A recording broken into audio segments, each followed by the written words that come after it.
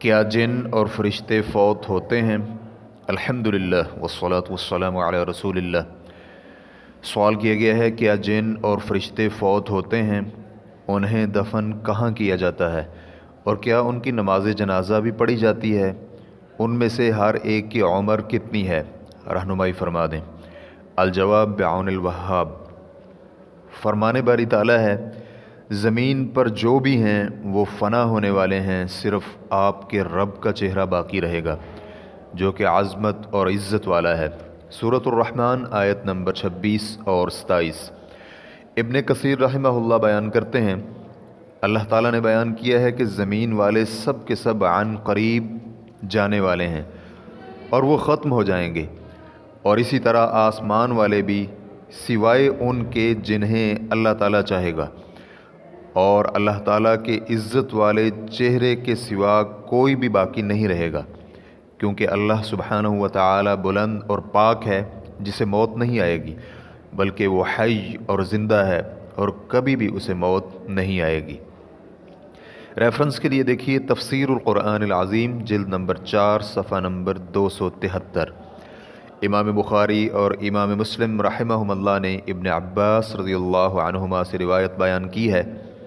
ابن عباس رضی اللہ عنہما بیان کرتے ہیں کہ نبی علیہ السلام یہ دعا مانگا کرتے تھے، اللہم انی اعوذ بک بعزتک لا الہ الا انت ان تضلنی انت الحی الذی لا یموت والجن والانس یموتون۔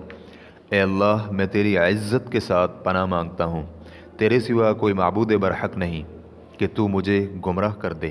تو زندہ رہنے والا ہے جسے موت نہیں آئے گی، اور جن اور انسان تو سب کے سب مر جائیں گے۔ صحیح بخاری حدیث نمبر 7383، صحیح مسلم حدیث نمبر 2717۔ اور آپ کا یہ کہنا کہ وہ دفن کہاں ہوتے ہیں اور کیا ان کی نماز جنازہ ہوتی ہے کہ نہیں، اور ان میں سے ہر ایک کی عمر کتنی ہے، تو ان سب اشیاء کا علم ہم سے اللہ رب العزت نے چھپا کے رکھا ہوا ہے۔ اللہ رب العزت فرماتے ہیں، اور تمہیں تو بہت ہی کم علم دیا گیا ہے۔ سورۃ الاسراء آیت نمبر 85۔